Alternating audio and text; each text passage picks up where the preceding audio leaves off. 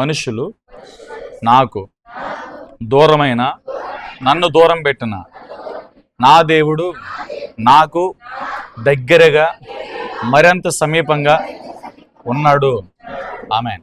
ఇప్పుడు చెప్పిన మాటను బట్టి దేవుడు మనకు దగ్గరగా ఉంటే, దేవుడు మనకి సమీపంగా ఉంటే నాకెందుకు ఇన్ని కష్టాలు, ఇన్ని శ్రమలు, ఎందుకు ఇన్ని ప్రతికూలతలు అని ప్రశ్న ప్రతి మనిషి జీవితంలో ఉంటుంది. హల్లెలూయా. అయితే ఇక్కడ మనం నేర్చుకోవాల్సిన ఒక పాఠం ఏంటంటే, దేవుడు మనల్ని ఈ లోకం నుండి వేరుపరిచినప్పుడు, ప్రత్యేకపరిచినప్పుడు ఈ లోకంలో మనుషులందరూ కూడా మన యొద్ద ఉండరు.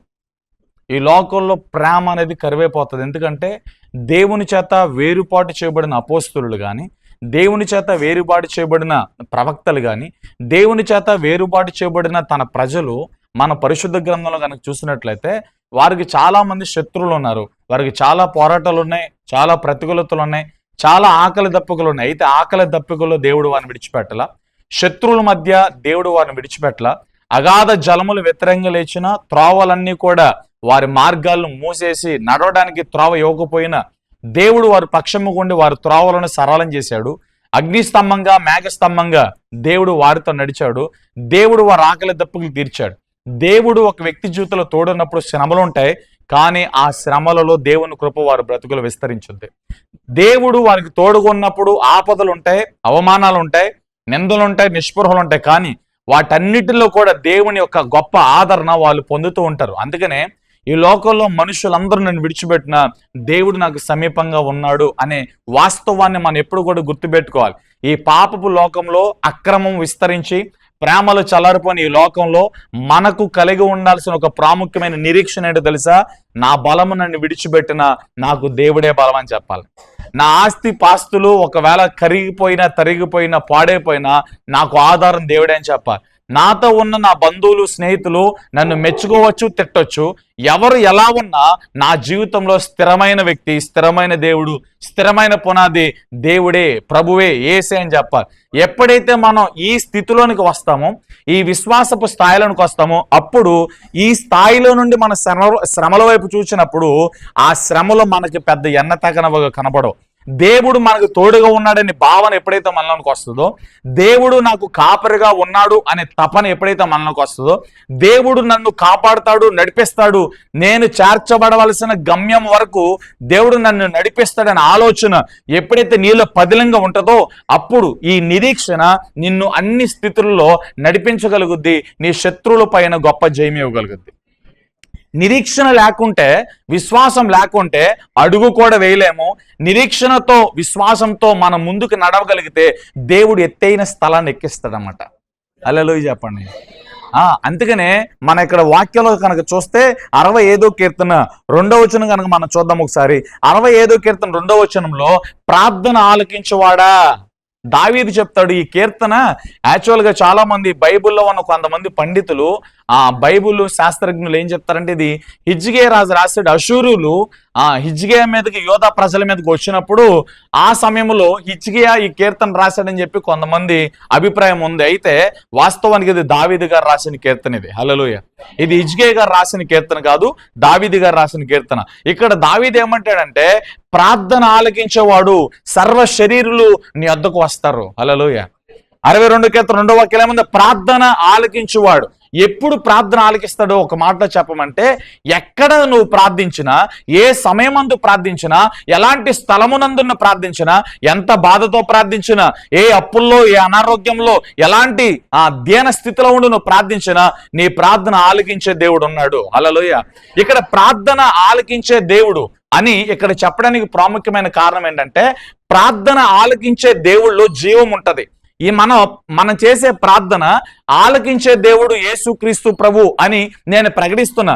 అలా ప్రకటించడానికి ఒక ప్రాముఖ్యమైన కారణం ఏంటంటే, మనం ఆరాధించే దేవుడు, మనం ప్రకటించే దేవుడు జీవము కలిగిన దేవుడు. జీవము కలిగిన దేవుడు కన్నులుండి చూడగలుగుతాడు, చెవులుండి వినగలుగుతాడు, ముక్కులుండి పసిగట్టగలుగుతాడు, సమస్తానికి ఆయన ఆధారమై ఉన్నాడు. హల్లెలూయా.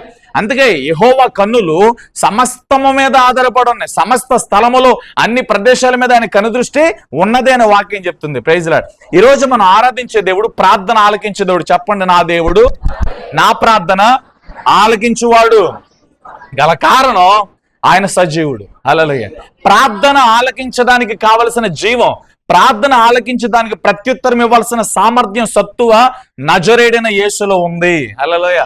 ఆయన ప్రార్థన ఆలకించే దేవుడు. కర్మేలి పర్వతం మీద ఏలియా, బయలు ప్రవక్తలు, తర్వాత ఎవరు? అషూరీ ప్రవక్తలు 400 మంది, 450 మంది, 850 మంది మధ్య ఏలియా ఒక్కడే నిలబడి ఎంత మటుకు 2 తలంపుల మధ్య ఉన్నో నిజమైన దేవుడు ఎవరో వారిని తేల్చుకున్న రండి అని పిలిచాడు. ఓకే, 450 మంది, 400 మంది, 850 మంది బయలు అషూరీ ప్రవక్తలు ఒక పక్క నిలబడ్డారు, ఏలియా ఒక పక్క నిలబడ్డారు. అప్పుడు అడుగుతున్నాడు, నిజమైన దేవుడు, సజీవుడైన దేవుడు, ప్రార్థన ఆలకించే దేవుణ్ణి ఎలా ఐడెంటిఫై చేయాలి, ఎలా గుర్తుపట్టాలి అని ఒకరు ఆలోచిస్తున్నప్పుడు అప్పుడు ఏలియా అంటున్నాడు, ఇదిగో బయలు అషూరీ దేవతలు నిజమైన దేవతలైతే మనము ఒక బలిపీఠం కడదాం, ఆ బలిపీఠం మీద ఒక మాంసాన్ని పెడదాం. ఏ దేవుడైతే ప్రార్థన ఆలకిస్తాడో, ఎవరైతే నిజమైన దేవుడో ఆ దేవుడు ఆకాశం నుండి అగ్ని కురిపించాలి. యెహోవా దేవుడు ఆకాశం నుంచి అగ్ని కురిపిస్తే యెహోవాయే దేవుడు, బయలు అషూరీ అగ్ని కురిపిస్తే బయలు అషూరీలు దేవుళ్ళు. హల్లెలూయా. ఇది వారి మధ్య జరిగిన కమిట్మెంట్, తీర్మానం. ఇది పొద్దునే మొదలు పెట్టారు. ఏలియా గారు చెప్పారు, ఇదిగో ఫస్ట్ అవకాశం మీకు ఇస్తున్నాను, మీరు మీ బయలుని అషూరీని పిలవండి, ఆకర్షించి అగ్ని కురిపించబడినట్లుగా మీ దేవతకు మీరు చెప్పుకొని ప్రార్థన చేసుకోండి, మీ ప్రార్థన ఆలకించి అగ్ని కురిపిస్తుందేమో చూద్దామని చెప్పి మొదటి సమయాన్ని ఏలియా బయలు ప్రవక్తలకు, అషూరీ ప్రవక్తలకు ఇచ్చేసాడు. హల్లెలూయా. బయలు ప్రవక్తలు, అషూరీ ప్రవక్తలు ఉదయం మొదలుకొని సాయంత్రం వేళ వరకు కేకలేస్తూ ఉన్నారు, ఆర్తనాదాలు పెడుతూ ఉన్నారు, ప్రార్థిస్తూ ఉన్నారు. బయలారా బయలారా అని 1కి 100, 1000 మార్లు పిలుస్తున్నారు. బయలు రావటల్లా, అషూరీ రావటల్లా. ఏలియా పక్క నుండి ఎక్కిరిస్తూ ఉన్నాడు, మీ దేవతకు వినపడతలేదేమో సరిగ్గా పిలవండి, కనబడతలేదేమో సరిగ్గా పిలవండి అని ఎక్కిరిస్తూ ఉన్నాడు. వాళ్ళు ఇంకా ఉక్రోషంలోనికి ఫీల్ అయ్యి వారి చేతిలో ఉన్న మారణ ఆయుధాలతో వారి శరీరాన్ని కించపరుచుకుని, గాయపరుచుకుని, నెత్తురు కారుతున్నట్లుగా వారు వాళ్ళ దేవతను పిలిచారు, పలకరించారు, తర్వాత ఆర్తనాదాలు అర్పించారు, విన్నపాలు చేశారు. వారి విన్నపాలకి బయలు రాల, వాళ్ళ ఆర్తనాదాలకి బయలు రాలేదు. సాయంత్రం సమయమైంది, నైవేద్యకాల సమయమైంది, వాళ్ళకి ఇచ్చిన సమయం అంతా ముగించబడింది. ఏలియా లేచి ఆ బలిపీఠాన్ని పడగొట్టి 12 పెద్ద తునకలు కలిగిన రాళ్ళు తీసుకొచ్చి బలిపీఠాన్ని కట్టి దాని మీద ఎద్దును వధించి మాంసమంతను కూడా పేర్చి 4 బాణల నీటిని దాని మీద పోసి చేతులెత్తి ప్రార్థిస్తూ ఉన్నాడు, యెహోవా నీవే నిజమైన దేవుడవు, ఈ ప్రజలందరూ తెలుసుకునేలాగున ఈ సూచక క్రియ నువ్వు చేయి. ప్రార్థన చేస్తూ ఉండగానే ఆకాశం తెరవబడి వడివడిగా సుడిసుడిగా అగ్ని బలముగా దిగివచ్చి ఆ బలిపీఠం అంతని కాల్చివేసింది. మాంసం అంతా కూడా కాలిపోయింది, బలిపీఠం అంతా కూడా బుగ్గైపోయింది. ఆ ప్రజల మధ్య, బయలు ప్రవక్తల, అషూరీ ప్రవక్తల మధ్య, ఆహాబు రాజు యెజెబెలు మధ్య, ఆ రాజ్యములో, ఆ స్థలంలో, ఆ కర్మేలు పర్వతం మీద సైన్యములకు అధిపతియగు యెహోవాయే నిజమైన దేవుడు అని ప్రూవ్ అయింది. ఏలియాను దేవుడు సిగ్గుపరచలేదు. అగ్నిని కురిపించి నేనే సజీవుడైన దేవుణ్ణని, నేను ప్రార్థన ఆలకించే దేవుణ్ణని, నాకు చెవులున్నాయని, కన్నులున్నాయని, నేను సజీవుడునని, నాలో జీవం ఉందని ఆయన క్రియారూపకములు, ఒట్టి మాటలతో కాదు క్రియలలో నిరూపించిన దేవుడు, జీవము కలిగిన దేవుడు ఆయన. అందుకే దావీదు అంటున్నాడు, నా ప్రార్థనను ఆలకించే దేవుడివి నీవే, నా ఎత్తైన కొండ. అందుకే 121 కీర్తనలు చూస్తూ ఇశ్రాయేలు కాపాడువాడు, కునుకడు నిద్రపోడు. ఆయన కునికే దేవుడు కాదు, నిద్రపోయే దేవుడు కాదు, ప్రార్థన ఆలకించే దేవుడు. ఈ రోజున నీ పరిస్థితి ఎలా ఉన్నా, నీతో ఎవరున్నా లేకున్నా, నీ ఆర్థిక పరిస్థితి ఎలా ఉన్నా, కానీ నీ ప్రార్థన దేవుడు వింటున్నాడు. హల్లెలూయా. నీ ప్రార్థన దేవుడు వింటున్నాడనే నిరీక్షణ, విశ్వాసం ఉంచగలిగితే దేవుని కార్యం నువ్వు చూడగలుగుతావు. నాకు దేవుడు లేడు, నా పక్షాన ఎవరు లేరని నువ్వు బాధపడితే నీ ఏలుతో నీ కంటి నువ్వు పొడుచుకుంటున్నావు, నిన్ను నువ్వే నాశనంలోకి తీసుకెళ్తున్నావు. ఈ స్థితిలో నుంచి బయటకు రా. నీతో మనుషులు ఎవరు లేకపోయినా, ధనం లేకపోయినా, అధికారం లేకపోయినా, బైబిల్ గ్రంథాన్ని చదువుతున్నావు కదా, బైబిల్ నమ్ముకున్నావు కదా, బైబిల్లోని దేవుని ఆశ్రయించావు కదా. ఈ బైబిల్లో ఉన్న దేవుడు నజరేయుడైన యేసు. ఈ బైబిల్లో ఉన్న దేవుడు జీవం కలిగిన దేవుడు. ఈయన కన్నీటిని తొడవగలిగిన దేవుడు, ఈయన ఆదరించగలిగిన దేవుడు, ఈయన సమస్తాన్ని సాధ్యం చేయగలిగిన దేవుడు. నీ జీవితంలో తన చిత్తాన్ని, తన ఉద్దేశాన్ని క్రియలలో రూపింపగలిగిన దేవుడు నజరేయుడైన యేసు. ఈయన అంటున్నాడు, నేను ప్రార్థన ఆలకించే దేవుణ్ణి. ప్రార్థన ఎందుకు ఆలకిస్తానంటే నేను సజీవునై ఉన్నాను, నేను జీవమై ఉన్నాను. అందుకని ఆ రోజున అబ్రహాంతో దేవుడు మాట్లాడితే శారా నవ్వింది. శారా నవ్వినప్పుడు దేవుడు చూశాడు, దేవుడు అబ్రహాంతో మాట్లాడుతున్నాడు. శారా ఎందుకు నవ్వింది? అప్పుడు అబ్రహాం చెప్తున్నాడు, మన భాషలో చెప్తాను, అప్పుడు అబ్రహాం చెప్తున్నాడు, అయ్యా ముసలిదైపోయింది, పొల్లుడిపోయినాయి, ముఖమంతా ముడతలు వచ్చేసింది, బిడ్డను కనడానికి కావలసిన ఆ సామర్థ్యత కడుపులో లేదు, ఆ గర్భంలో లేదు. బిడ్డను కనాలంటే గర్భసంచి అనేది ఉండాలి, బిడ్డను కనాలంటే కావలసిన ఈవులను ఉండాలి. ఆవిడ వృద్ధాప్యంలో ఉంది, ముసలి వారికి పిల్లలు ఎలా పుడతారు? గర్భస్తంభం ముయ్యబడుతుంది కదా, గర్భసంచి సరిగ్గా తెరవబడదు కదా, ఎలా పుడతారని ఆవిడ అభిప్రాయం. పొడుచు పిల్లలకి, వయసులో ఉన్న పిల్లలకి ఆ పిల్లలు పుడతారు కానీ ముసలి వాళ్ళకి పిల్లలు ఎలా పుడతారు అని ఆవిడ అభిప్రాయం అని చెప్పి అబ్రహాం దేవుడికి చెప్పాడు. అప్పుడు దేవుడు ఏమన్నాడు తెలుసా? నేను సర్వశక్తి కలిగిన దేవుడు, నాకు అసాధ్యం ఏదైనా కలదా? హల్లెలూయా. కొన్ని రోజులకి దేవుడు వాగ్దానం నెరవేర్చాడు. ముయ్యబడిన గర్భము తెరవబడింది. పొండు వృద్ధాప్యంలో పొన్నులు ఊడిపోయి ముసల వయసులో శారా ఇస్సాకుని చేతిలో పెట్టుకుని ఒడిలో పెట్టుకుని నవ్వుకుంటుంది. ముసల దానికి దేవుడు పిల్లల్ని పుట్టించాడే. అసాధ్యం ఇది, కానీ దేవుడు సాధ్యపరిచాడు. ఏ మెడికల్ పరమైన శాస్త్రవేత్తలు కానీ, ఏ మెడికల్ పరమైన వైద్యులు కానీ మందులు ఇచ్చి ఇంజక్షన్లు చేసి ఏది కూడా ఆ గర్భాన్ని తెరవలేరు. హల్లెలూయా. ఎండిపోయిన గర్భాన్ని దేవుడు మలిపించాడండి. ఎండిపోయిన గర్భంలో దేవుడు ఇస్సాకును పుట్టించాడండి. అప్పుడు అంటున్నాడు అబ్రహాంతో, నేను సర్వశక్తి కలిగిన దేవుణ్ణి. వాగ్దానం నెరవేర్చాడైనా, చెప్పింది చేసాడైనా, ప్రార్థన ఆలకించే దేవుడైనా, ఆయన ఏదైనా చేయగలిగిన వాడైనా. హల్లెలూయా. అప్పుడు తర్వాత శారా నవ్వుకుంది, నిజమా దేవుడు చాలా గొప్పోడు, నేను నవ్వుకున్నాను, ఇది ఎలా సాధ్యం అనుకున్నాను, నా వల్ల ఎలా జరుగుద్ది అనుకున్నాను, కానీ నా ద్వారానే దేవుడు సాధ్యపరిచాడు. కొన్ని సందర్భాలు అనుకుంటాం, మన బలహీనతను చూసి, మన శక్తి సామర్థ్యం చూసి దేవుడు ఎలా కార్యం చేయగలుగుతాడు, ఏ రకంగా కార్యం చేయగలుగుతాడు, ఎలా నన్ను బయటపడేస్తాడు, ఎలా ఈ స్థితి నుంచి నేను బయటకు వస్తాను, ఎలా ఈ అప్పుల నుంచి బయటకు వస్తాను. మనల్ని మనం చూసుకున్నంత కాలము ఏమీ జరగదు. హల్లెలూయా. దేవుడు నీకు వాగ్దానం చేశాడా, ఆ వాగ్దానం ఎలాగైనా నెరవేర్చబడుతుంది. ఎలా నెరవేర్చబడుతుందో నీకు అనవసరం, అది అనవసరమైన ఇష్యూ. దేవుడు చెప్పాడు, చేస్తాడంతే. అది ఎలా జరుగుద్దో నీకు అనవసరం, కార్యము జరిగించుటకు దేవుడు సమర్థుడు. ఓకే, దేవుడు నీకు ఇచ్చిన మాట నెరవేర్చుటకు ఆయన సమర్థుడు. ఎలా జరుగుద్దో నీకు అనవసరం. అందుకే వాక్యం చెప్తుంది, కంటికి కనబడేటట్లుగా, చెవులకి వినబడేటట్లుగా, హృదయముకు గోచరమయ్యేటట్లుగా ఆయన కార్యాలు ఉండవు. ఆయన కార్యాలు అగోచరములు, అద్భుతాలు, ఆశ్చర్యాలు. అందరూ ఆయన కార్యాలు వింటే నోరు తెరిచి ఆశ్చర్యపోవాలి. అందుకే ఆయనకి ఆశ్చర్యకరుడు, ఆలోచనకర్త అనే పేర్లోనే ఆలోచనలు ఆయనవి, ఆశ్చర్యాలు ఆయనవి, అద్భుతాలు ఆయనవి, స్వస్థతలు ఆయనవి. వీటన్నిటిని జరిగించే సమర్థుడే నజరేయుడైన యేసు. అలా ఈయన అంటున్నాడు, ప్రార్థన ఆలకించే దేవుని నేను. కర్మేలి పర్వతం మీద ఏలియా ప్రార్థన దేవుడు విన్నాడు. ఇక్కడ మనం చూస్తే ఒకసారి మనం గమనిద్దాం, ఏలియా 100 మందితో లేడు, 1000 మందితో లేడు, 2 లేడు, 3 లేడు, 850 మంది మధ్యలో ఒక్కడ నిలబడ్డాడు. ఇది చాలా అద్భుతం. హల్లెలూయా. ఊరంతా ఒకటైపోయి ఆ ఊర్లో నువ్వు ఒక్కడ ఉంటే నీ పరిస్థితి ఎలా ఉంటుంది? అరే ఊరంతా ఒకటే, అంతమంది మధ్య నేను ఒక్కనే ఉన్నాను, అన్ని కుటుంబాల మధ్య నా కుటుంబం ఒకటే ఉంది, నేను వారిని ఎలా ఫేస్ చేయగలుగుతాను, వారిని ఎలా ఎదిరించగలుగుతాను, వారి ముందు నేను నిలబడడానికి తగునా అనే ఆలోచనలు మనకు వస్తాయి. ఏలియా పరిస్థితి కూడా అంతే. 850 మంది వాళ్ళు ఉన్నారు, ఊరంతా వాళ్ళ పక్కే, రాజు రాణి వాళ్ళ పక్కే, అందరూ వాళ్ళ పక్కే, ఏలియా పక్కన ఎవరు లేరు. హల్లెలూయా. నేనంటాను, ఏలియా పక్షంగా దేవుని సైన్యం దిగింది, ఏలియా పక్షంగా దేవుని మేఘం దిగింది, ఏలియా పక్షంగా దేవుని అద్భుత హస్తము, కరుణ హస్తము, ఆదరణ హస్తము, కబంధ హస్తము ఏలియా పక్కన ఉంది. అది అదృశ్యంగా ఉంటది, కంటికి కనపడదు.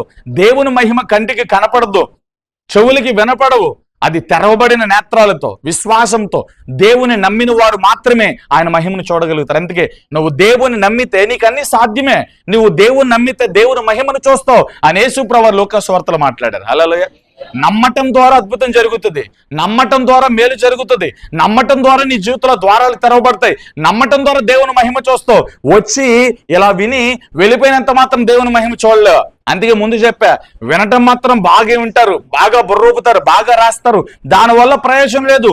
వినిన దాని ప్రకారం ఎప్పుడైతే మనం జీవిస్తామో, రాసుకున్న దాని ప్రకారం ఎప్పుడైతే మనం జీవిస్తామో, అప్పుడు దేవుడి ప్రభావం మనలో విడుదలవుతుంది.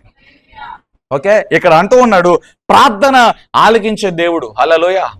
ఇక్కడ ఎవరి ప్రార్థన ఆలకిస్తాడు? అందరి ప్రార్థన దేవుడు ఆలకిస్తాడు. ఇక్కడ మరలా నా కంటెంట్ ఏంటంటే, ప్రార్థన ఎలాంటి పరిస్థితుల్లో దేవుడు ఖచ్చితంగా ఆలకిస్తాడు. ఒక మాట చెప్తా, విరిగి నలిగిన హృదయం. చాలా జాగ్రత్తగా ఉన్నాడు. విరిగి నలిగిన హృదయము, అందరూ మనల్ని వదిలిపెట్టి ఎవరు మన పక్కన లేనప్పుడు, ఎవరు మన పక్షాన మాట్లాడినప్పుడు ఒంటరి స్థితిలో ఉండి ఏడుస్తూ ఉండి దేవుని సన్నిధిలో ప్రార్థన చేస్తాం చూసావా, ప్రార్థించడానికి కూడా కొన్ని సందర్భాల్లో మాటలు రాక కన్నీరు కారుతూ ఉంటది, మూలుగులు కారుతూ ఉంటాయి, మూలుగులు వినపడుతూ ఉంటాయి. కొన్ని సందర్భాల్లో మూలుగి ఓపిక కూడా లేక కన్నులంతా నీరు కారి మౌనముగా దేవుని సన్నిధిలో కూర్చొని పోతాం. హల్లెలూయా. అలాంటి ప్రార్థన దేవుని యొక్క సింహాసనాన్ని తాగుద్దండి.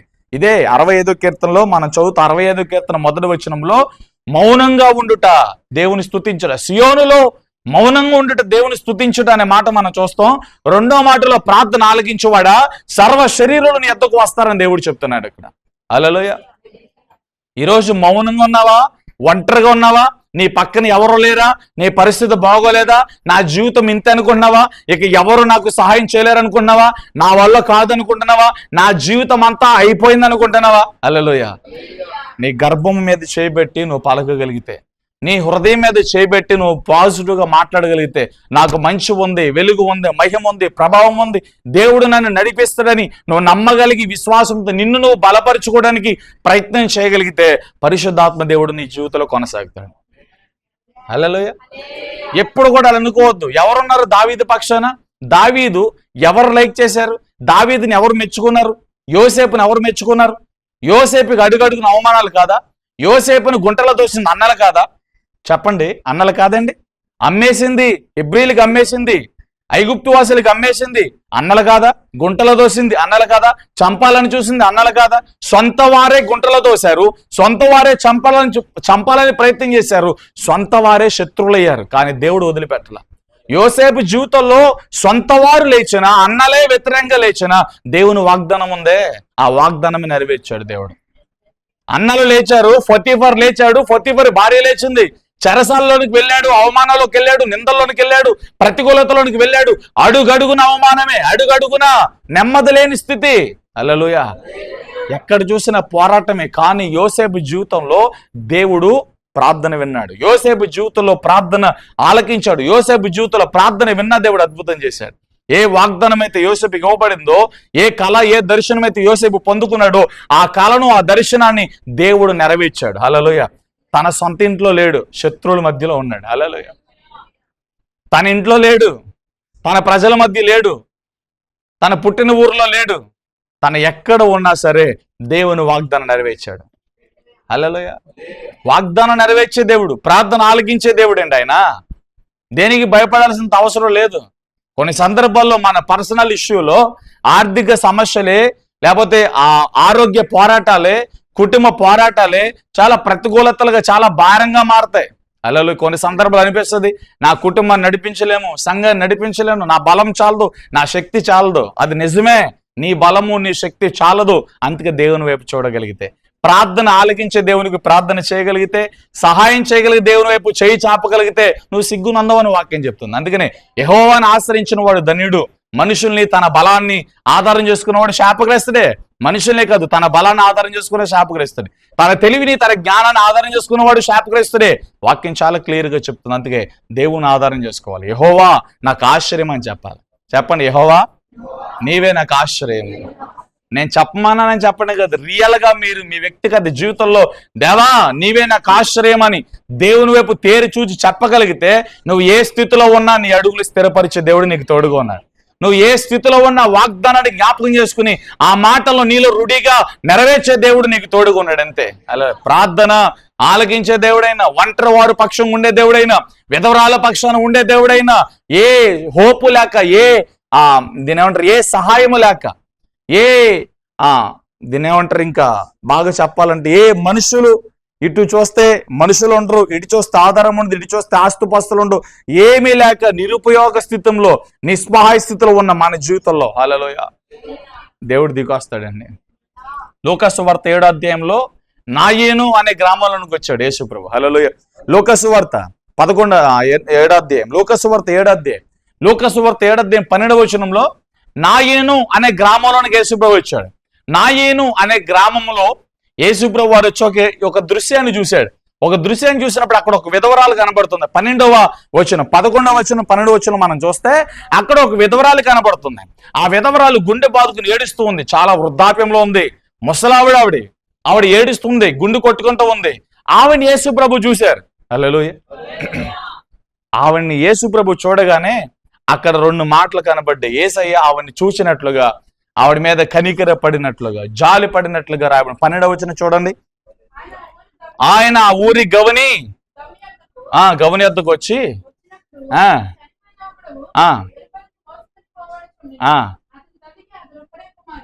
అతని తల్లికి అతను ఒక్కడే కుమారుడు, ఆమె విధవరాలు. ఆ ఊరి జనులు అనేకులు ఆవిడతో కూడా ఉన్నారు. ప్రభు ఆమెను చూసి, అండర్లైన్ చేయండి, ప్రభు ఆమెను చూసి ఆమె యందు కనికరపడి ఏడవద్దని చెప్పాడు. హల్లెలూయా. ఇక్కడ ఆగండి. హల్లెలూయా.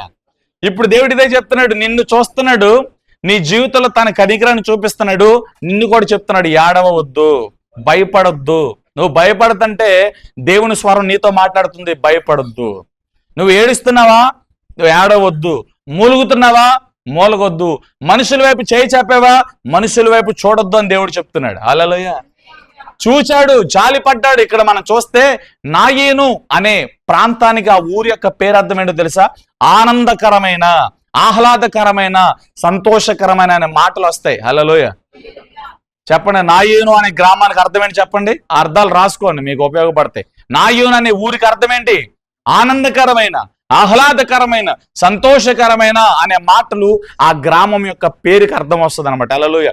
ఇప్పుడు మనం గమనిద్దాము, ఆనందకరమైన, ఆహ్లాదకరమైన, సంతోషకరమైన ఊర్లో ఈవిడ ఉంది.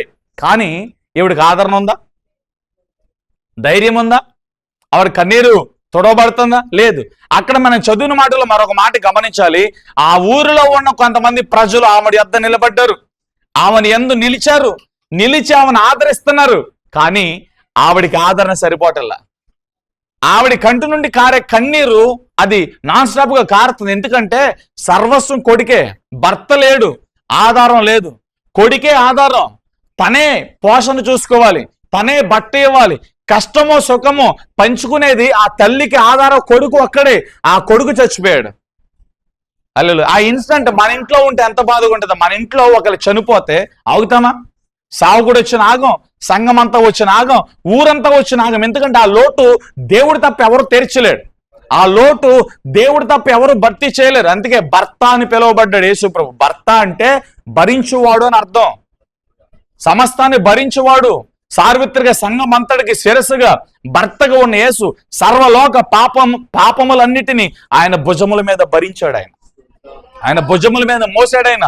అందుకే లోక పాపములు మోసుకుని పోయే దేవుని గొర్రెపిల్ల. బాప్తిజం ఇచ్చి యోహాను చూసి లోక పాపాలు మోసుకుని పోయే దేవుని గొర్రెపిల్లైన, ప్రజలందరి పాపములు భరించిన దేవుడు, భర్త ఉన్న దేవుడు, సంగమునకు శిరసై ఉన్న దేవుడు, సంగమునకు యజమానుడి అన్న దేవుడు ఆయనే యేసు. హల్లెలూయా. ఆమేన్. ఆవిడని చూశాడు, జాలి పడ్డాడు, కనికిరి పడ్డాడు. ఎందుకు ఏడుస్తుందో యేసు ప్రభు అర్థం చేసుకున్నాడు. ఈ రోజున మరలా చెప్తున్నా, నీ బాధ నీ పక్కన వాళ్ళకి అర్థం కాదు, నీ కన్నీరు నీ పక్కన ఒకరికి అర్థం కాదు, నీ బాధ, నీ నొప్పి, నీ సమస్య నీ ఇంటిలో ఉన్న నీ కుటుంబ సభ్యులకి అర్థం కాదు. నీ కుటుంబ సభ్యులే నిన్ను ఎవరు అర్థం చేసుకోలేరు. నీ కుటుంబ సభ్యులు నీ ఆలోచనలు వాళ్ళకి అర్థం కావు, నీ తలంపులు అర్థం కావు, నువ్వెందుకు డల్లగొన్నావో, ఎందుకు బాధపడుతున్నావో నీ కుటుంబ సభ్యులకి అర్థం కావు. కానీ నీ కోసం రక్తం చిందించిన దేవునికి అన్నీ తెలుసు, అన్నీ తెలుసు. ఆయన కందృష్టి సర్వం వ్యాపించి ఉంది. హల్లెలూయా. నువ్వు అన్నీ పోసుకొచ్చినట్లుగా చెప్పవసరలా. అంటే ప్రార్థన చేసేటప్పుడు అన్నీ దేవునితో చెప్పాలి అని మనం అంటాం. కానీ నువ్వు చెప్పకపోయినా నీ ఆలోచనకు పుట్టక ముందే ఆయన నీ ఆలోచన ఎరిగిన దేవుడే. నీ బాధలో నీ సంకటములన్నీ ఎరిగిన దేవుడే. నువ్వు ఏ అవమానాల్లో ఉన్నావో ఆయనకు తెలుసు, ఏ శత్రువుతో పోరాడుతున్నావో తెలుసు, ఏ సమస్యలకు వెళ్తున్నావో తెలుసు, ఏ అప్పుల మధ్య ఉన్నావో తెలుసు, ఏ అనారోగ్య మధ్యలో మూలుగుతున్నావో తెలుసు. నీ సిచ్యువేషన్ అంతా పిన్ టు పిన్ ప్రతి మూమెంట్ ఆయనకు తెలుసు. ఆయనకి తెలిసండి. ఆయన సర్వాంతర్యామి, సర్వాధికారి యొక్క దేవుడు ఆయన. హల్లెలూయా. ఆయనకి అన్నీ తెలుసు. ఒంటరివారి పక్షంగా ఉండే దేవుడు ఆయన. ఒంటరిగా ఉంది, ఏడుస్తుంది. ఆవిడ పక్కన కుటుంబ సభ్యులు, లేకపోతే బంధువులు, లేకపోతే స్నేహితులు, లేకపోతే శ్రేయాభిలాషులు, గ్రామంలో ఉన్న వారందరూ ఆవిడ మీద సానుభూతితో, జాలితో, ఏదో కొద్దిగా దయతో వెళ్ళారు, ఆదరించడానికి ప్రయత్నం చేశారు. కానీ ఏ ఒక్కరూ ఆవిడని ఆదరించలేకపోయారు. బిడ్డను కోల్పోయింది, సర్వస్వాన్ని కోల్పోయింది. దిక్కు దివానా బిడ్డే, పోషణ తన సమస్తము బిడ్డే, తన కొడుకే తనకు ఆధారం. ఆ కొడుకే చచ్చిపోయాడు. ఎలా ఉంటది? ఎక్కడ ఆదరణ దొరికింది ఆవిడకి? ఊరు వారందరూ వచ్చిన బలపరిచిన ఏ బలం కలగల. యేసు ప్రభు వారు చూసి ఏమన్నా తెలుసా? ఏడవద్దు అన్నాడు. ఒక్క మాటే చాలు, ఏడవద్దు అంతే. శిష్యుల దగ్గరికి వచ్చారు భయపడుతున్నప్పుడు, భయపడొద్దు నేనే అయాం అన్నాడు. అక్కడ హల్లెలూయా. తల్లి దగ్గరికి వచ్చాడు, ఏడవద్దు, ఒకే ఒక్క మాట ఏడవద్దు చెప్పాడు. వెంటనే పక్కన ఉన్న పాడును ముట్టాడు. చిన్నవాడలే అంతే. చిన్నవాడలే అనగానే జీవం వెళ్ళింది, లేచి కూర్చున్నాడు. ఆ సమాధిని మోసే వాళ్ళు ఉన్నారో పారిపోయారో నాకు తెలియదు, కానీ ఆవిడ కన్నీరు మాత్రం ఆగింది. హల్లెలూయా. ఏడవద్దు అన్న మాటకు దేవుడు న్యాయం చేశాడా లేదా? నేను వస్తాను వేడిస్తావు, ఏడవద్దమ్మా అంట, కానీ నీకు పూర్తి న్యాయం జరగదు. మనుషులు వస్తారు ఏడవద్దమ్మా అంటారు, పూర్తి న్యాయం జరగదు. అదే యేసుప్రభు నీ జీవితంలోకి వచ్చి ఏడవద్దు అన్నాడా, అక్కడ అద్భుతం యేసుప్రభు చేశాడని అర్థం. ఆ ఏడుపుకు కారణమైన ఆ పరిస్థితిని దేవుడు ఛేదించాడని అర్థం. అక్కడ దేవుడు ఒక అద్భుతం చేశాడని అర్థం. అందుకే మోషే తన ప్రజలు భయపడుతున్నప్పుడు భయపడొద్దు అన్నాడు. అలా నా బాహుబలం నీకేం తక్కువైందా మోషే అన్నాడు దేవుడు.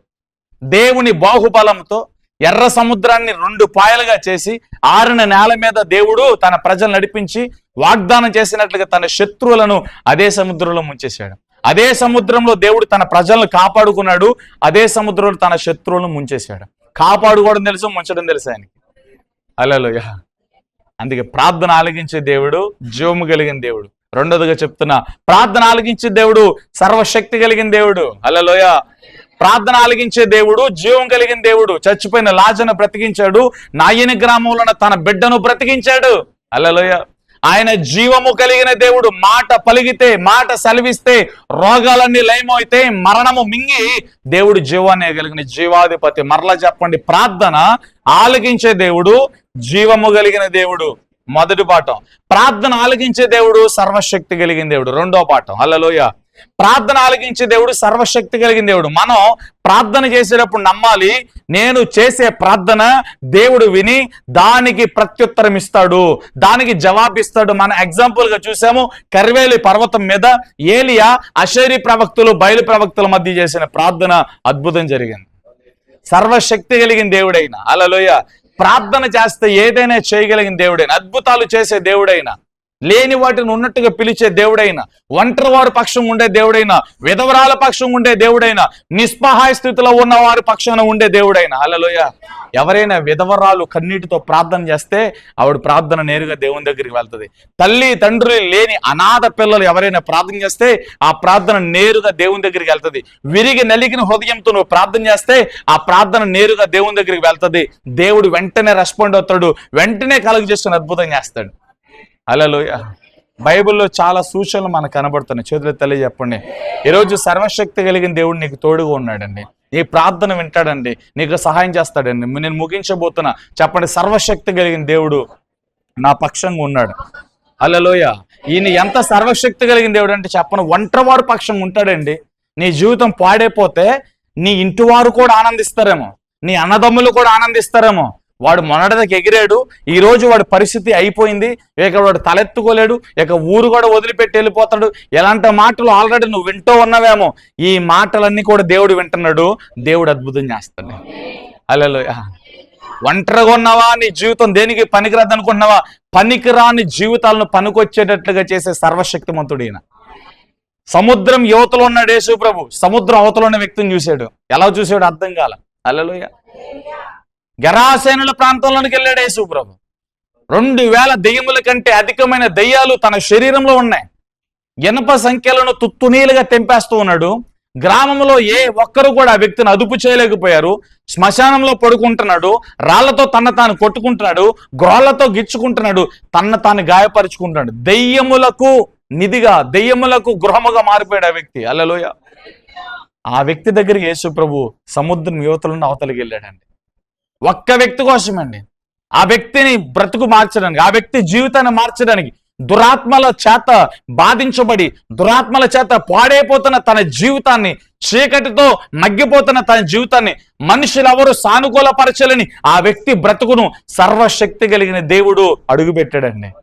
అడుగు పెట్టగానే సముద్రపు ఒడ్డున పడవ దిగి అడుగు పెట్టగానే వాడు ఉగ్రరూపం దాల్చి వస్తూ ఉన్నాడు. ఏమని పిలుస్తున్నాడు? సర్వోన్నతమైన దేవుని కుమారుడా మాతో నీకేంటి, నీ సమయం ఇంకా నువ్వు రాలేదు కదా. ఎవరు మాట్లాడుతున్నాయి చెప్పండి, ఎవరు మాట్లాడుతున్నారు? ఆ వ్యక్తిలో ఉన్న దెయ్యాలు. ఆల్రెడీ ఊర్లో వాళ్ళందరితో కూడా ఆ దెయ్యాలు మాట్లాడుతూ ఉన్నాయి, కానీ ఐడెంటిఫై చేయలేకపోయారు. మనం కూడా కొన్ని సందర్భాలు ఐడెంటిఫై చేయాలి. కొంతమంది మనుషుల్లో నుండి అవిశ్వాసపు మాట్లాడే దెయ్యాలు పనిచేస్తాయి. భక్తి పరులే కావచ్చు, ప్రార్థనా పరులే కావచ్చు, కొంతమంది సంఘంలో కూడా ఉంటారు. హల్లెలూయా. దేవుణ్ణి తెలుసుకుని దేవుని ప్రభావాన్ని తెలిసిన అవిశ్వాసం మాట్లాడతారు చూసారా. నాకేమీ దేవుడు చేయలేదు, నా జీవితం ఇంతే, నా బ్రతికి ఇంతే, చర్చికి వెళ్తానని కానీ దేవుని నమ్ముకున్నాను కానీ పిల్లలు లేరు, పెళ్ళి అవ్వలేదు, ఉద్యోగం రాలేదు. నువ్వు పట్టుమని గంట ప్రార్థన చెయ్యు, దేవుని మాటను పట్టుకుని వేలాడు, దేవుని ఆధారం చేసుకో. ఈ పక్క వెళ్తే ఇటు నడుస్తావు, ఆ పక్క వెళ్తే అటు నడుస్తావు, వెనక్కి వెళ్తే వెనక నడుస్తావు, ఎటోళ్ళతో అటు నడిచేస్తావు, ఏ సాంప్రదాయం పడితే ఆ సాంప్రదాయం చేసేస్తావు, నోటికి ఏది వస్తే అది మాట్లాడేస్తావు. నువ్వు భక్తిపరుడువా? అలా ఎలా జరుగుద్ది? దేవుని అంటాను మనం ఏ పట్టువారం, దేవుని ప్రశ్నించిన మనం ఏ పట్టువారం? మన నీతిమంతులమైతే నీతిమంతుడనే దేవుడు మన పక్షంగా పోరాడతాడు. మనం అనీతిమంతులుగా ఉండి, అపవిత్రులుగా ఉండి, అయోగ్యులుగా ఉండి, లోకంలో మన ఇష్టానుసారంగా బ్రతుకుతూ, ఇష్టానుసారంగా మాట్లాడుతూ, ఇష్టానుసారమైన వాటన్నిటిని ధరించుకుని ఒక్క ఆదివారమే పరిశుద్ధులాగా ఉంటే అది వేషధారణ అవదా? దేవుడు అసహించుకోడా? దేవుడు మనం లక్ష్య పెడతాడా? లక్ష్య పెట్టాడు. అందుకే మనం ఎక్కడ ఉన్న ఏ స్థితిలో ఉన్న దేవుడు మనల్ని చూస్తున్నాడు అని భయముతో పరిశుద్ధత కలిగి మనం బ్రతకాలి. హల్లెలూయా. ఆ వ్యక్తిని చూశాడు, ఆ వ్యక్తిని ఎవరు సానుకూలపరచలేకపోయారు. యేసుప్రభు అడుగు పెట్టగానే లోపటనే దెయ్యాలు వచ్చి మాట్లాడుతున్నాయి. కొన్ని సందర్భాల్లో మీతో కూడా కొన్ని దెయ్యాలు మాట్లాడుతూ ఉంటాయి. ఇంట్లో ఎవరైనా ఇది జరగదు, ఇది అవ్వదు, దేవుని నమ్ముకున్నాం కానీ ఏడి దేవుడు ఏం చేశాడు, ఎక్కడున్నాడు అనే మాటలు వస్తే అక్కడ దెయ్యం మాట్లాడుతుందని అర్థం. నిన్ను బాధపరచడానికి, నీ విశ్వాసాన్ని చంపడానికి, నీ విశ్వాసాన్ని, నీ స్థితిని, నీ స్థాయిని అణగార్చడానికి అక్కడ అపవాది పనిచేస్తున్నాడని అర్థం. హల్లెలూయా. అందుకే ఆత్మపూర్ణులుగా ఉండమని వాక్యం చెప్తుంది. హల్లెలూయా. ఎలా ఉండాలి మనం? ఆత్మపూర్ణులుగా ఉండాలి. ఎప్పుడు కాదో వరకు ఆత్మపూర్ణులుగా ఉండి, ఏదో మనం ప్రార్థన చేసే గంట అర్ధ గంట ఆత్మపూర్ణులుగా ఉండి మిగతా అంతా గాలి వాళ్ళలాగా ఉన్నాం అనుకో, హల్లెలూయా, గాలి వీచే పుట్టులాగా ఎగిరిపోతాం మనం. హల్లెలూయా. మన లోపల గాలి దమ్మం ఉండకూడదు, పరిపూర్ణులుగా ఉండాలి. ఆవగింజ అన్నాడు చూసి యేసు ప్రభు. ఆవగింజ చాలా చిన్నది, అది చిన్న విశ్వాసమా పెద్ద విశ్వాసం అనేది కాదు. హల్లెలూయా. ఆవగింజ అంటే అర్థం ఏంటి? అది లోపట ఖాళీ లేకుండా పరిపూర్ణముగా ఉంది. లోపల ఏ చిన్న ఖాళీ లేదు. ఆవగింజ లోపట అసలు ఖాళీ కనపడదు మనకి. అది పరిపూర్ణమైనది, రౌండ్ షేప్ లో ఉండి కంటికి కూడా కనపడని చిన్న ఆకారంలో చిన్న నలుసు లాంటి ఆవగింజంత విశ్వాసం ఉంటే ఈ బండేలి సముద్రంలో పడమంటే సముద్రంలో పడుతుంది అన్నాడు యేసయ్య. అంటే అది చిన్న విశ్వాసం పెద్ద విశ్వాసం అని కాదు, నీ విశ్వాసం చెప్పున నీ బ్రతుకులు మేలు జరుగుతుంది అంతే. హల్లెలూయా. ఆవగింజంత విశ్వాసం ఉంటే చాలు, దేవుని మహిమ మనం చూస్తామండి. వాక్యం అదే సెలవిస్తోంది. అక్కడ ఉన్నప్పుడు అక్కడ, ఇక్కడ ఉన్నప్పుడు ఇక్కడ, అలా ఉండకూడదు. ఎక్కడ ఉన్నా మన సాక్ష్యాన్ని, మన జీవితాన్ని దేవుడు చూస్తున్నాడు, దేవుడు పరిశీలన చేస్తున్నాడు. ఒకవేళ మనం మోసం చేస్తున్నాం అనుకుంటున్నామేమో దేవుణ్ణి సేవకుని సంఘాన్ని మనం మోసం చేయలేం. నువ్వే మోసం చేసుకుంటున్నావు. పాపం చేసేవాడు తన తానే నాశనం చేసుకుంటున్నాడు, పాపం చేసేవాడు తన తానే మోసం చేసుకుంటున్నాడు. తన పాపము తన పట్టక మానదు. అలా తన పాపం తనని పట్టుకుంటది అని వాక్యం సెలవిస్తుంది. ఆ పాపం నిన్ను పట్టుకోక ముందే దేవుడు కృపాస్తులకు వచ్చాయి. దేవుడు తన కృపలో నేను నడిపిస్తాడు. ఓకే, హల్లెలూయా. ఓకే, టాపిక్ లోకి రండి. ఆ దురాత్మల సమూహంతో, శానా దెయ్యాలతో యేసు ప్రభు మాట్లాడుతున్నాడు, విడిచిపెట్టి వెళ్ళిపోండి అంతే. హల్లెలూయా. వేడుకొన్నే ప్రభు పందుల్లోనికి వెళ్ళటకు ఆజ్ఞవంటే ముందు పందులు ముఖ్యం కాదు, మనిషి ముఖ్యం. హల్లెలూయా.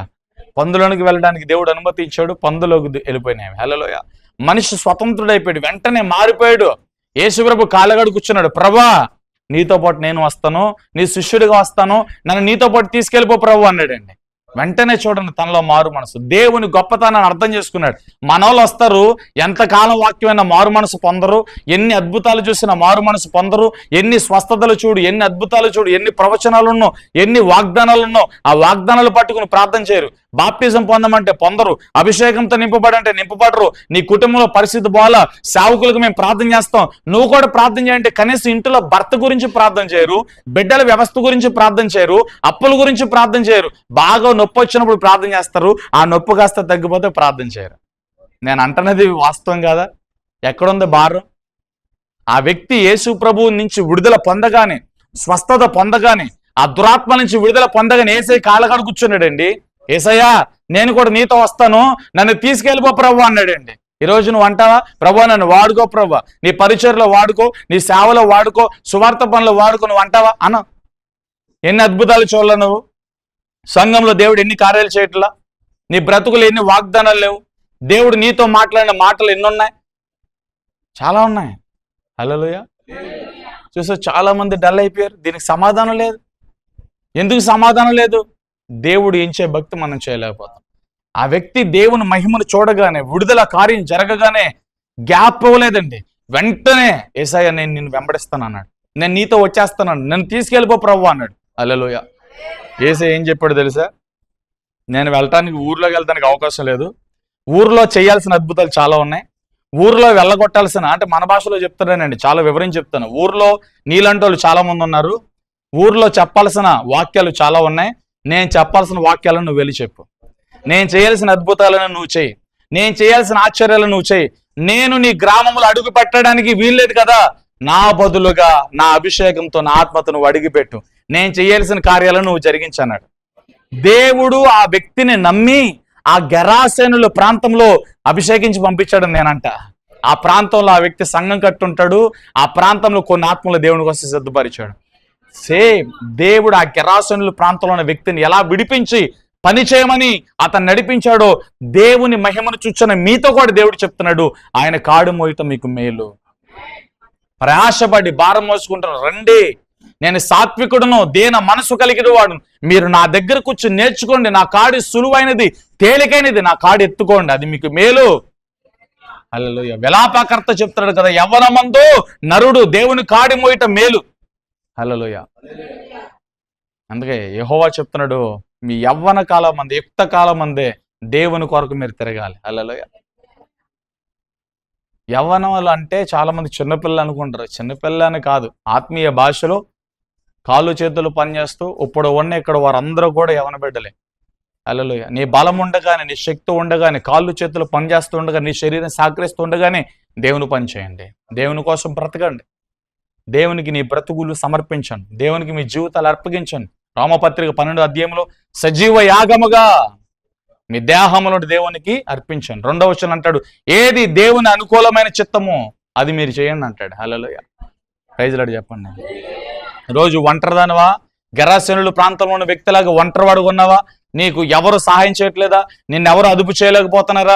దేవుడు నిన్ను అదుపు చేయగలుగుతాడు, దేవుడు నీకు సహాయం చేయగలుగుతాడు. ఎక్కడ నువ్వు పాపాన్ని జయించలేకపోతున్నావు, ఏ పోరాటాన్ని జయించలేకపోతున్నావు, ఆ పోరాటము పైన, ఆ అవయవాల పైన, ఆ బలహీనతల పైన నా దేవుడు నీకు విడుదలైపోతున్నాడు. హల్లెలూయా. తల్లి చెప్పండి, గట్టిగా చెప్పండి అండి. ఈరోజు ఒంటరిగా ఉన్నావా? సర్వశక్తి కలిగిన దేవుడు నీకు ప్రార్థన వింటాడు. నీ ప్రార్థన వినే దేవుడు, సర్వశక్తి కలిగిన దేవుడు, నీ జీవితంలో అద్భుతాలు చేసే దేవుడు. రూత్ అంటుంది, నీ దేవుడు, నీ దేవుడు, నువ్వు ఎక్కడుంటే నేను అక్కడ ఉంటా, అత్త నిన్ను వదిలిపెట్టను. ఒంటరిగా ఉంది, బ్రతుకు తెరువు కోసం, పట్టుదెప్పల కోసం పరిగెరుకుంటాకి పొలంలోకి వెళ్ళింది. ఆ పొలం యజమానుడైన బోయాజుతో దేవుడు అంటి కట్టాడు. బోయాజుని రూతుని చేర్చుకున్నట్లుగా, రూత్ అవసరతలను తీర్చినట్లుగా, రూతుకి భర్తగా బోయాజు మారినట్లుగా ఈరోజు సర్వలోక మానవుల పాపములకు పరిహార్థముగా కల్వరి శిలువలో ప్రాణం పెట్టి సంఘం అంతటిని కూడా తన రక్తంతో కడిగి శుద్ధీకరించి వేరుపరిచిన ప్రభువైన యేసు, హల్లెలూయా, నీకు తోడుగా ఉన్న దేవుడు, నీకు భరించే భర్త ఉన్నాడు. ఆయన నీకు తండ్రిగా ఉన్న దేవుడే, నీకు తల్లిగా ఉన్న దేవుడైనా, నిన్ను అన్ని సమయాలలో నిన్ను బలపరిచే దేవుడైనా. హల్లెలూయా. చెప్పండి, దేవుడు నాకు తోడై ఉన్నాడని చెప్పండి. నేను ప్రార్థన చేసే దేవుడు, నేను ప్రార్థన చేసే దేవుడు, నా ప్రార్థన అంగీకరించే దేవుడు, సర్వశక్తి కలిగిన దేవుడు. సర్వశక్తి కలిగిన దేవుడు. రూతు జీవితంలో దేవుడు అద్భుతం చేశాడండి. తల్లి తండ్రి లేరండి, బాబే దగ్గర పెరుగుతుంది. అదస్సా ఎస్తేర్ 127 సంస్థానాధిపతులకు దేవుడు రాణిగా మార్చాడండి. ఒంటరిదండి, బలహీనులండి, బలహీనులైన వారిని బలముతో నింపే దేవుడండి ఆయన. ఆయన సర్వశక్తి కలిగిన దేవుడు అండి. ఎక్కడో ఇంటిలో ఉన్న ఎస్తేర్ని తీసుకొచ్చి దేవుడు 127 సంస్థానాధిపతుల మీద రాణిగా నియమించాడు. మన భాషలో చెప్పాలంటే 127 రాజ్యములు, 127 బ్రాంచుల మీద ఆవిడ అధికారిగా రాణిగా ఉందండి. దేవునికి ఏది సాధ్యం కాదు, దేవునికి అన్ని సాధ్యమే. హల్లెలూయా చెప్పండి. 38 ఏండ్ల నుండి బెతెస్దా కోనేటి వద్ద, కిందటి వారు మనం నేర్చుకున్నట్టున్నాం, 38 సంవత్సరాలు బెతెస్దా కోనేటి వద్ద ఒంటరివాడు నిస్సహాయ స్థితిలో ఉన్నాడు. ఎవరు సహాయం చేయట్లేదు, ఎవరు పట్టించుకోవట్లేదు. ఆ వ్యక్తి దగ్గరకు వచ్చి నీ పొరుపెత్తుకు నువ్వు నడవమన్న దేవుడే ఈ రోజు నీ బలహీనతలన్నిటిని కూడా లయం చేయబోతున్నాడు. నీ బలహీనతల పోరాటాలన్నిటి మీద నీకు దేవుడు జయమివ్వబోతున్నాడు. నీ త్రావలను సరళం చేయబోతున్నాడు. ఆ బలహీనుని లేపని దేవుడే బలహీనులమై ఉన్న మనల్ని లేపను గాక. హల్లెలూయా. భయపడాల్సిన అవసరం లేదు, వాగ్దానం ఉంటుంది. చాలా భయాలు మన జీవితంలో ఆవరిస్తాయి. నాకు భయం లేదంటాడు అబద్ధికుడు. ఎందుకంటే భయపడని వ్యక్తి లేడు, భయపడని పాస్టర్ గారు లేరు. ఎంత పెద్ద స్థాయిలో ఉన్న సేవకులైనా వారి స్థాయిని బట్టి వారికి భయాలు ఉంటాయి. కానీ ఆ భయములన్నిటిలో కూడా దేవుని గొప్ప ధైర్యం, గొప్ప విశ్వాసం, గొప్ప నిరీక్షణ వాళ్ళని కొనసాగిస్తుంది. మనం అందుకనే భయపడద్దు. అలా శిష్యుల దగ్గరకు వచ్చి యేసు ప్రభు చెప్తున్నాడు, భయపడద్దు. నీటి మీద నడుచుకుంటూ వస్తున్నప్పుడు శిష్యులు బెదిరిపోతే చెప్తున్నాడు, భయపడద్దు నేనే. హల్లెలూయా. ఈరోజు దేవుడు చెప్తున్నాడు, భయపడద్దు. కొత్త నిబంధనలు మనం చూస్తే ఇంచుమించు 365 సార్లు భయపడద్దు, భయపడద్దు, భయపడద్దు. సంవత్సరానికి ఒక మారు దేవుడు చెప్తున్నాడు భయపడద్దు. ప్రతిరోజు దేవుడు చెప్తున్నాడు భయపడద్దు. దేనికి భయం? దేనికి భయపడాలి? పాపం చేసేవాడు భయపడాలి. ఎందుకంటే పాపం చేసేవాడు ఎందుకు భయపడాలంటే తన లోకంలో యాత్ర ముగిస్తే నరకానికి వెళ్ళిపోతాడు. అటువంటి వాడికి భయం. మనకెందుకు భయం?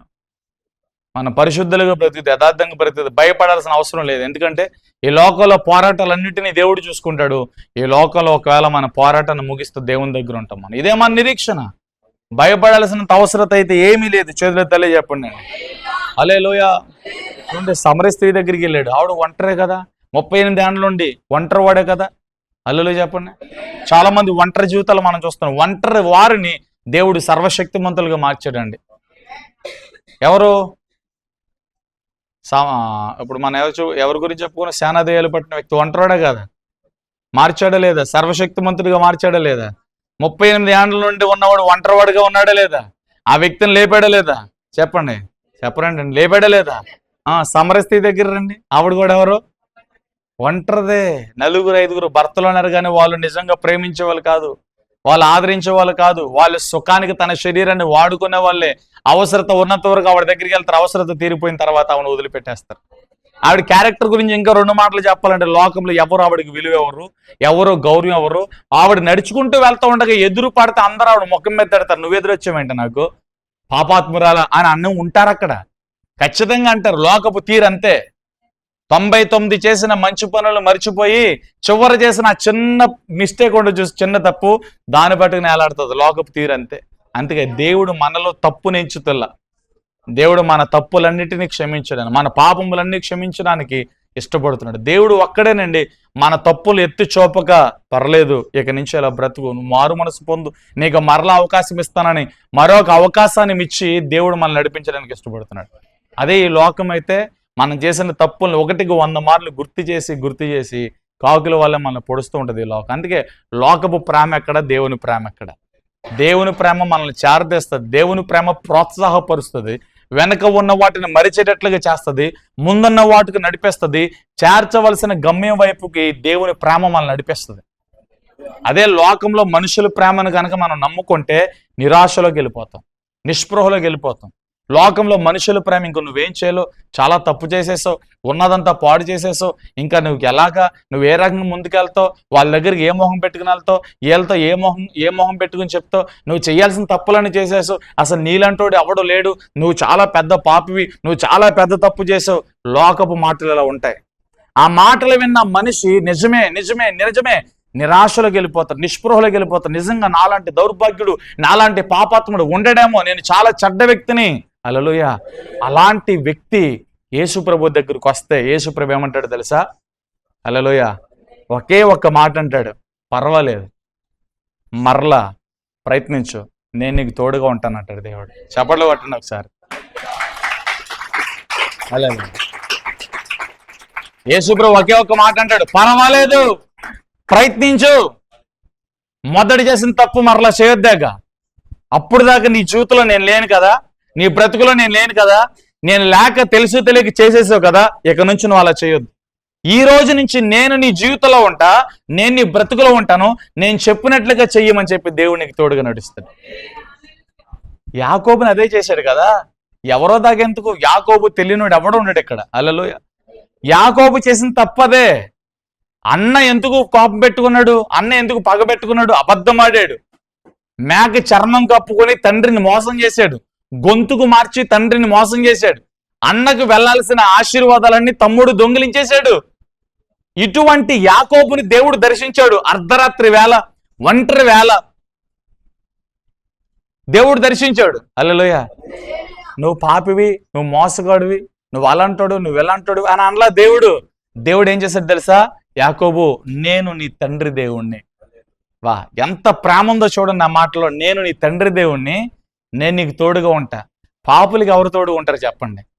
డబ్బున్న వాళ్ళకి ఎవరిని పిలవసలా. నీ దగ్గర డబ్బు ఉందనుకో, అందరూ వచ్చి నీ పక్కన నిలబడతారు. డబ్బు లేనుడి పక్కన ఎవరు నిలబడరు. ఈ లోకంలో డబ్బు నీకు పేరుని ఖ్యాతిని తీసుకురావచ్చు. వెండి బంగారాలు ఈ లోకంలో నువ్వు చాలా గొప్ప వ్యక్తిగా నిన్ను చూపించవచ్చు. లేకపోతే కార్లు, మేడలు, మిద్దెలు ఈ లోకంలో చాలా సంపన్నుడిగా చూపించవచ్చు. దేవుని దగ్గర ఇవేమి చల్లవు. ఎవడు దీనుడో వాడే దేవుని దగ్గర ఘనత పొందుతాడంతే. ఎవడు తన తాన్ని తగ్గించుకుంటాడు దేవుని దగ్గర మెప్పును పొందుతాడంతే ఆ వ్యక్తి. హల్లెలూయా. యాకోబుతో మాట్లాడినప్పుడు దేవుడు ఏమన్నాడు? నువ్వు పాపివురా, నువ్వు తండ్రిని మోసం చేసావు, అమ్మ మాటిని అన్నను మోసం చేసావు, నువ్వు మోసగాడివి అని అనలా. ఏమన్నాడు తెలుసా? యాకోబు, భయపడద్దు. హల్లెలూయా. ఎవరో ప్రభువా? నేను నీ తండ్రి దేవుని. నీ తండ్రికి తోడుగొన్నట్లుగా నేను తోడుకోండి. ఇందాక నేను చెప్పిన మాట గుర్తు చేసుకోండి. ఇక పర్లేదు, ఇక నుంచి నేను నీకు తోడుగా ఉంటా. లోకపులో మాటలు వినొద్దు, లోకంలో మనుషుల మాటలు వినొద్దు. ఇక నుంచి నేను నీకు తోడుగా ఉంటా. మొదటిసారి చేసిన తప్పు మరలా చేయొద్దు. ఇక నుంచి నువ్వు నడు. హల్లెలూయా. పాపాత్మురాలైన స్త్రీ యేసు ప్రభు కాలుగడు పడినప్పుడు ఇదే ఫార్ములా చూడండి. అమ్మ, ఎవరు కొట్టలేదా? కొట్టలేదు ప్రభు. నేను కూడా కొట్టను. చూడండి ప్రేమ. తల్లి, వాళ్ళు ఎవరు కొట్టలేదా? అందరు రాలేదులే, వెళ్ళిపోయారా? ఓకే, నేను కూడా నేను గాయపరచను, నేను కూడా నేను కొట్టను, ఇంకెప్పుడు పాపం చేయొద్దు. దేవుని ప్రేమ అది. హల్లెలూయా. యాకోబు దగ్గరకు వచ్చేసరికి అది అంటున్నాడు, ఎందుకు పరిగెత్తావు? అన్న తరివాడు. చేసిన తప్పులని దేవుని తెలుసు. మరలా అడగల. యాకోబు దేవుడు తెలుసా? నేను నీ తండ్రి దేవుణ్ణి. నీ తండ్రికి తోడైనట్లు నేను కూడా నీకు తోడై ఉంటా. నువ్వు మొదటిసారి చేసిన మోసాలు, తప్పులుగా చేయొద్దు. దేవుడు వాగ్దానం చేశాడు, నేను నీకు తోడుగా ఉంటాను, నేను నిన్ను దీవిస్తాను. ఏ ఇంటిని, ఏ స్థలాన్ని విడిచి పారిపోయావో మరలా నిన్ను దీవించి గొప్ప సమూహంతో నేను నిన్ను మరలా తీసుకొస్తాను. నీ తండ్రి ఇంటికి, నీ దేశాన్ని నిన్ను ఆశీర్వదించి తీసుకొస్తాను.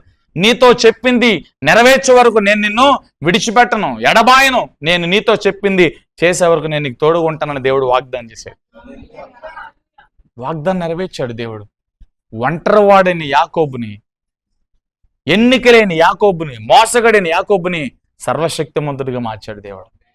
ఇశ్రాయేలు 12 గోత్రాలు ఆయన గర్భంలో నుంచి వచ్చినవి, ఆయన సంతానమే. ఇశ్రాయేలు ప్రజలకు ఆధారభూతుడు, ఇశ్రాయేలు ప్రజలకు తండ్రి యాకోబే అయ్యాడు అక్కడ. ఓ ఇశ్రాయేలు, నీ భాగ్యం ఎంత గొప్పది. హల్లెలూయా. దేవుని చేత విమోచించబడిన విమోచకుడు. హల్లెలూయా. ఎవరు? యాకోబు. పురుగు వంటి యాకోబు, నీ ధన్యత ఎంత గొప్పదయ్యా. దేవుని చేత విమోచించబడ్డావు, సర్వశక్తిమంతుడైన దేవుని మహిమను పొందావు. హల్లెలూయా. చెప్తాడు యాకోబుతో, యెషయా గ్రంథంలో మనం చదువుతాం కదా, నేను నీకు దేవుని ఉన్నాను, నేను నీకు తోడై ఉన్నాను, నీతి కలిగిన నా దక్షిణాస్తంతో నేను ఆదుకుంటాను. ఇవన్నీ కూడా పురుగు వంటి యాకోబును దేవుడు ఇశ్రాయేలుగా మార్చి చేసిన వాగ్దానాలు అవి. ఈరోజు మన బ్రతుకులు కూడా పురుగు వంటివే.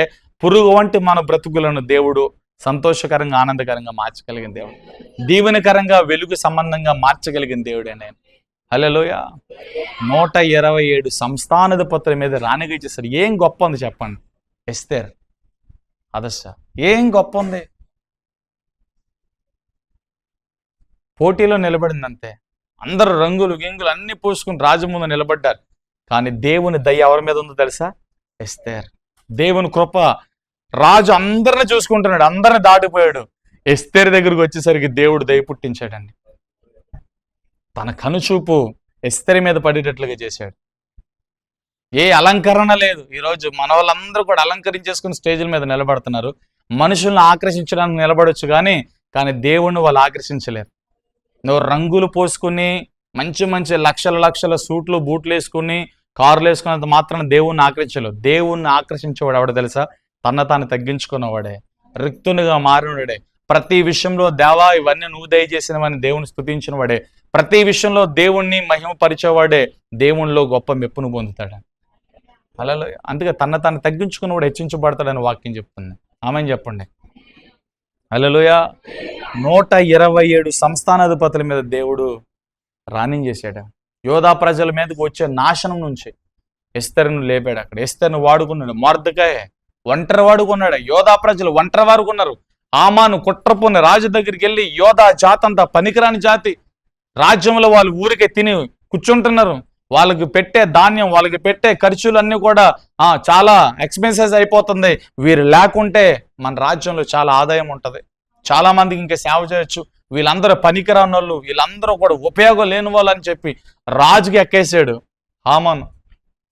కేవలం మొర్దెకై హామానికి దండం పెట్టలేదన్న ఒక్క కక్ష చేత, ఒక కారణం చేత కక్ష కట్టేశాడు. యోధా జాతి అంతను కూడా నాశనం చేయాలని చూశాడు. హల్లెలూయా. లేచాడు హామాను, ఉర్రికై కూడా కట్టించేశాడు. అంటే చూడండి ఎంత అహంభావంతో ఉన్నాడు. రాజు నా మాట వింటాడని చెప్పి కన్క్లూజన్కి వచ్చేసాడు. రాజు నేను అంత చెప్తే అంతే అనుకున్నాడు. రాజు నా చేతిలో ఉన్నాడు కదా, యోధా ప్రజల మీద ఎంత విషం చెల్లినా మొర్దెకైని చంపడానికి నేను ఏ రకంగా ప్లాన్ చేసుకున్నానో ఆ రకంగా నేను రాజు చేత దీన్ని అమలు చేపిస్తానని చాలా కాన్ఫిడెంట్గా ఉన్నాడు. అంత కాన్ఫిడెంట్గా ఉన్నాడు కాబట్టి ఉరికై కట్టించుకున్నాడు ఇంటికాడ. హల్లెలూయా. రాజు హామాను చేతిలో ఉన్నాడు నిజంగా. ఆ నమ్మకం ఉంది కాబట్టే ఆ రాజ్యంలో హామానంత గొప్పోడు లేడు కాబట్టే హామానికి అంత అహంకారం. కానీ దేవుడు కలగజేసుకున్నంత వరకే. మొర్దెకై జీవితంలో దేవుడు కలగజేసుకోవడం మొదలుపెట్టాడు. ఎస్తేరు, మొర్దెకై, యోధా ప్రజలందరూ కూడా ఉపవాస దినం ప్రతిష్ఠించి దేవుని కాళ్ళు పట్టుకున్నారు. ఏ రాజు అయితే హామాను చేతిలో ఉన్నాడో ఆ రాజు దేవుని చేతిలోకి వచ్చేసాడు. హామాను ఆలోచనతో, హామాను తలంపులతో, హామానికి అనుకూలంగా ఉన్న రాజు యోధా ప్రజలకు అనుకూలంగా మార్చేశాడు. రాజుల ఆజ్ఞలు మార్చే దేవుడైన, మనసులను మార్చే దేవుడైన, ఆలోచనలు మార్చే దేవుడైన హామాను వైపు ఉన్న రాజుని యోధా ప్రజల వైపు, యోధా ప్రజల క్షేమాభివృద్ధి వైపు దేవుడు నడిపించాడు. నీ జీవితంలో కూడా అంతే. నీ శత్రువులు ఉన్నారు చూసావు, వారిని దేవుడు మిత్రులుగా మారుస్తాడు. నీ జీవితంలో ఉన్న పన్నాగాలను చూసావు, వెనకున్న గుంటల్లో ఉన్నాయి చూసావా, ఆ గుంటలను దేవుడు పూడిస్తాడు. ఎవరు నిన్ను నాశనం చేయాలని చూశారో, ఎవరు నిన్ను ఎదగనవ్వకుండా అణిచివేయాలని చూశారో వారి మధ్యలో దేవుడు నిన్ను ఎత్తుకుంటాడు. వారి మధ్యలో దేవుడు నిన్ను ఆశీర్వదిస్తాడు. ఒక్కడే ఉన్నాడు యెఫ్తా. నా తండ్రి చనిపోయాడు కదా, ఇక నా ఇంట్లో నీకు స్థానం లేదు, ఆస్తులు చిల్లిగా ఉన్న ఎవడు చెప్పుకుంటా పో, వెళ్ళిపోమన్నారు అంతే. కానీ యెఫ్తాకి దేవుడు తోడుకుండి పరాక్రమం కలిగిన బలాఢ్యుడిగా మార్చేశాడు. ఈరోజు నీవు కూడా అంతే. ఇంటిలో నీకు విలువ లేదేమో, ఊరిలో విలువ లేదేమో, సమాజంలో విలువ లేదేమో, ఎవరు నిన్ను ప్రేమించట్లేదేమో, ఎక్కడ చూసినా ఏడుపుతో ఉన్నావా, దుఃఖంతో ఉన్నావా, భయంతో ఉన్నావా, ఆదరణ లేకున్నావా, ఇంట్లో అత్తమామలతో, కుటుంబంలో తల్లిదండ్రులతో, భర్తతో ఎవరు నిన్ను అర్థం చేసుకోలేక బాధతో నువ్వు దిగులుతో ఉంటే ఒకే ఒక మాట చెప్తాను, నిన్ను ప్రేమించే దేవుడు యేసు ప్రభు, నీకు సహాయం చేయగలిగిన దేవుడు యేసు ప్రభు.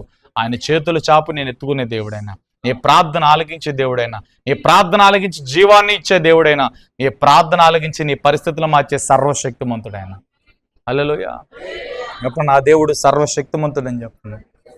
సర్వశక్తిమంతుడండి. హల్లెలూయా. డబ్బు లేని వాళ్ళకి, డబ్బు ఉన్న వాళ్ళకి కూడా ఆయన సర్వశక్తిమంతుడు. జక్కయ్యని చూడండి. జక్కయ్య సొంకపు గుర్తుదారుడు, ఇన్కమ్ ట్యాక్స్ అయినా కట్టించుకోవాల్సిన పన్ను కంటే అధికంగా కట్టించుకోవడాన్ని బట్టి లోకమంతటికి శత్రువు అయిపోయాడు ఆయన. జక్కయ్యని మెచ్చుకునేవారు లేరు, జక్కయ్యని అందరూ తిట్టుకునే వాళ్ళే. జక్కయ్యని ఏ మనుషుడు ప్రేమించట్లేదు, అది ఎరిగాడు దేవుడు. హల్లెలూయా. చెట్టెక్కని జక్కని చూసి జక్కయ్య దిగు నేను ఇంట్లోకి వస్తాను అన్నాడు. సంతోషపడిపోయాడు, ఆనందపడిపోయాడు. మీకు తెలుసు కాబట్టి ముందుకు వెళ్తాను. హల్లెలూయా. జక్కయ్యకి డబ్బు ఉంది కానీ లోకంలో గౌరవం లేదు, లోకంలో అధికారం ఉంది కానీ ఏ మనుషుడు, నాకు తెలిసి జక్కయ్య చనిపోతే మోయడానికి కూడా ఎవరు రారు, జక్కయ్య చనిపోతే చూడడానికి కూడా ఎవరు రారు. వాడు చచ్చాడని ఆనందించే వాళ్ళు ఎక్కువ ఉంటారు. అటువంటి కర్కోటకమైన హృదయంతో మనుషుల రక్తములు త్రాగుతూ సుంకాన్ని వసూలు చేస్తున్నాడు. అటువంటి ధనాపేక్షతో ఉన్న జక్కయ్య పరిగెత్తుకుంటూ వచ్చి అన్యాయపు సొమ్మును తీసుకొచ్చి యేసుప్రభు కాలగడి పెట్టాడు. ప్రభా, ఇది అన్యాయపు సొమ్ము ప్రభా, నేను అక్రమంగా అన్యాయంగా సంపాదించింది, ప్రజల రక్తాన్ని పీల్చి సంపాదించింది, ఎవరి దగ్గర నేను తీసుకున్నానో వాళ్ళకి 4 గంటలు తిరిగి ఇచ్చేస్తాను ప్రభా, నాకెంత కావాలో అంతే ఉంచుకుని మిగిలింది అమ్మి పేదలకు ఇచ్చేస్తాను ప్రభా. మారు మనసు పొందాడు యేసు ప్రభు దగ్గర రాగానే. అది యేసు ప్రభు చెప్పాడు కదా, అబ్రహాము కుమారుడు ఇతను, ఇంటికి రక్షణ వచ్చిందన్నాడు. హల్లెలూయా, ప్రైజ్ లార్డ్ చెప్పండి, తల్లి చెప్పండి. కాబట్టి దేవుడు సర్వశక్తిమంతుడు, ప్రార్థన వినే దేవుడు, ప్రార్థన వినే దేవుడు, జీవం కలిగిన దేవుడు, ప్రార్థన వినే దేవుడు, సర్వశక్తిమంతుడు ఆయన. నా మాటలు ముగిస్తున్నాను. సర్వశక్తి కలిగిన దేవుడు ఇంకా చేతులు చాపి ఉన్నాడు. నేను అర్థం చేసుకునే దేవుడైనా, నీతో మాట్లాడే దేవుడైనా. చాలా మంది చేసే మిస్టేక్ అంటే దేవునితో మాట్లాడడానికి ప్రయత్నం చేయండి, దేవుని సన్నిధిలో కనిపెట్టండి, ప్రార్థన చేయండి, కనిపెట్టండి, చేతులు ఎత్తండి, దేవా నువ్వు మాట్లాడు ప్రభా, నా స్థితిగతులు మార్చు ప్రభా అని చెప్పి నువ్వు ప్రార్థన చేయి. నీకు కావలసిన ఆదరణ దేవుని సన్నిధిలోనే ఉంటుంది. నీకు కావలసిన ధైర్యం నీ ప్రార్థన గదిలోనే ఉంటుంది. హల్లెలూయా. నీ ప్రార్థన గదిలో దేవునితో మాట్లాడడం మర్చిపోవద్దు. ఒకవేళ ప్రార్థన గదిలోనికి వెళ్ళి చాలా రోజులు అయిపోయిందామో, దేవుడు మరలా గుర్తు చేస్తున్నాడు. ఈ రోజు నుంచి నీ ప్రార్థన గదిలో దేవుడు ఎదురు చూస్తున్నాడు నీకోసం. నా బిడ్డ వస్తుంది, నా బిడ్డతో నేను మాట్లాడాలి, తన కన్నీరు తుడవాలి, నా బిడ్డని ఎత్తుకోవాలని చెప్పి దేవుడు నీ ప్రార్థన గదిలో ఎదురు చూస్తున్నాడు. ఒకవేళ నీకు ప్రార్థన గది లేకపోవచ్చు, నువ్వు ఏ స్థలంలో అయితే ప్రార్థన చేస్తావో ఆ స్థలంలో దేవుడు నీ కోసం ఎదురు చూస్తున్నాడు. వెళ్ళి ఆ స్థలానికి పరిగెత్తుకుంటే వెళ్ళు. నీ ఇంట్లో ఎక్కడైతే నువ్వు ప్రార్థన చేస్తున్నావు ఆ స్థలంలో దేవుడు నీ కోసం ఎదురు చూస్తున్నాడు. నువ్వు వస్తావని ఎదురు చూస్తున్నాడు, నువ్వు ఆయనతో మాట్లాడతామని ఎదురు చూస్తున్నాడు, నువ్వు ఆయనకి చేసిన మాటలు మర్చిపోయావు, వాటిని మరలా జ్ఞాపకం చేసుకుంటామని ఎదురు చూస్తున్నాడు. ఆయన కాడిని వదిలిపెట్టేసో మరలా ఆయన కాడిని ఎత్తుకుంటావని చెప్పి దేవుడు ఎదురు చూస్తున్నాడు. ఆయన సన్నిధిలో నువ్వు చేసిన తీర్మానాలు మర్చిపోయావు, మరలా తీర్మానాలు గుర్తు చేసుకుని మరలా మొదటి ప్రేమలోకి వస్తావని ఆయన ఎదురు చూస్తున్నాడు. మొదటి అభిషేకంలోకి వస్తావని ఆయన ఎదురు చూస్తున్నాడు. మొదటి భారంలోకి వస్తావని ఎదురు చూస్తున్నాడు. అందరు లేచి నిలబడదాం. దేవా నేను వస్తావన్నా నీ దగ్గరికి, నన్ను కమ్ముగో ప్రవ్వా, నన్ను సన్నిధిలో నింపు ప్రవ్వా. హల్లెలూయా.